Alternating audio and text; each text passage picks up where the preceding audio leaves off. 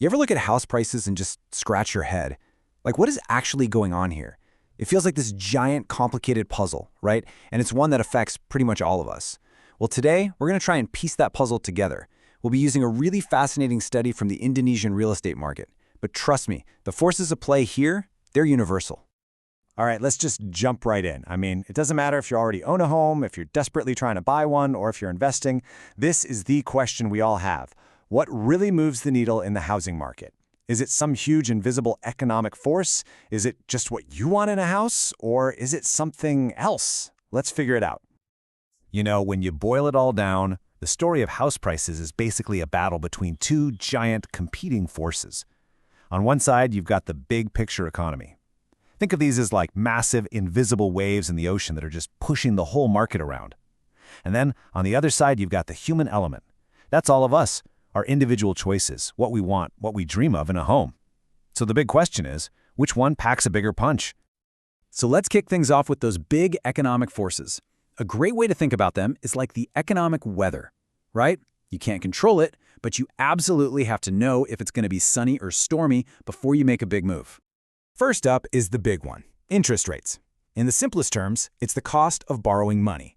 And for almost everyone buying a house, that means their mortgage rate. I mean, think about it. Something like 70 to 75% of a home's value is usually financed with debt. So yeah, that rate is a huge deal. And this really lays it out perfectly.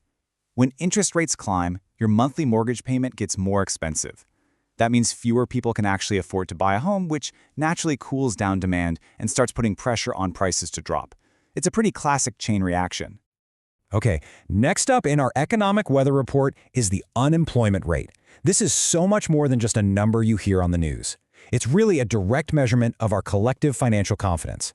It tells you how secure people are feeling about their ability to pay the bills, especially a mortgage, for the next, 10, 15, even 25 years. So when unemployment goes up, people get nervous. They feel way less secure, and they're definitely not as likely to make what is probably the biggest purchase of their entire lives. And what happens then? Yep, demand for housing goes down. It's a crystal clear link between the health of the job market and the health of the housing market. Now, the research we're looking at also considered a bunch of other big indicators, things like inflation, how the stock market is doing, overall economic growth, even oil prices. And yeah, they definitely play a part. But what the study found was that their direct impact on house prices wasn't nearly as significant as interest rates and unemployment.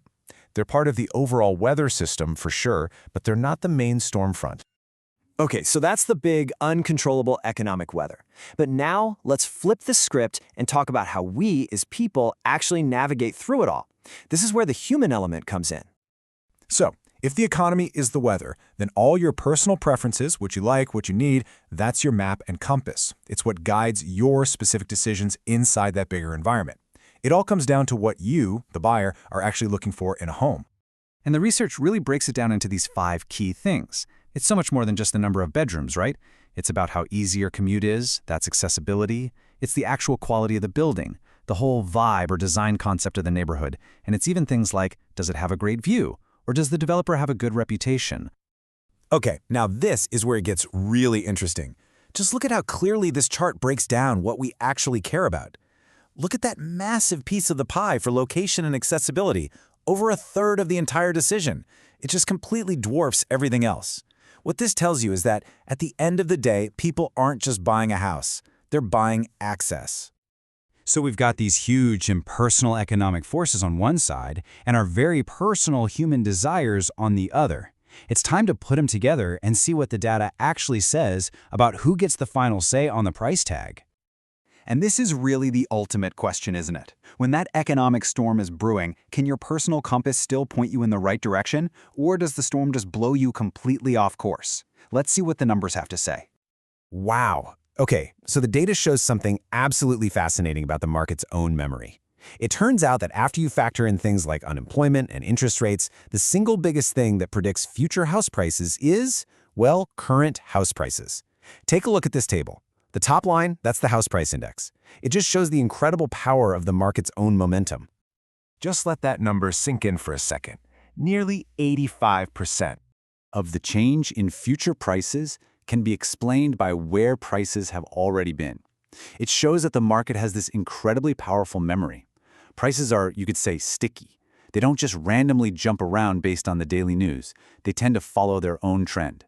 This self-reinforcing momentum is actually the most powerful economic force of all. But now, let's put that huge number up against the biggest number from the human side of the equation. This is the weight that actual buyers give to one single factor when they're choosing a home. And there you have it. That old saying is an old saying for a reason. While the whole market is chugging along based on its own momentum, an individual buyer's choice is overwhelmingly driven by one thing: location and how easy it is to get around. So, here's our final showdown. The market as a whole is like a giant container ship. It has a ton of inertia, and you just can't turn it on a dime. But the millions of individual choices that actually make up that market, they're all about a very real, very personal need, just being in the right place. So if you only take one thing away from all this, let it be this. The real estate market isn't just about one thing. It's really a dynamic dance between the powerful momentum of the market itself and the very real, very human needs of the people buying and selling within it. And that kind of leaves us with one final question for you to chew on. Knowing all this, when you're making your own real estate decisions, what do you prioritize? Are you looking at the big picture market forecast, or are you just trying to find that one perfect street that just fits your life? The answer to that really reveals what you value most.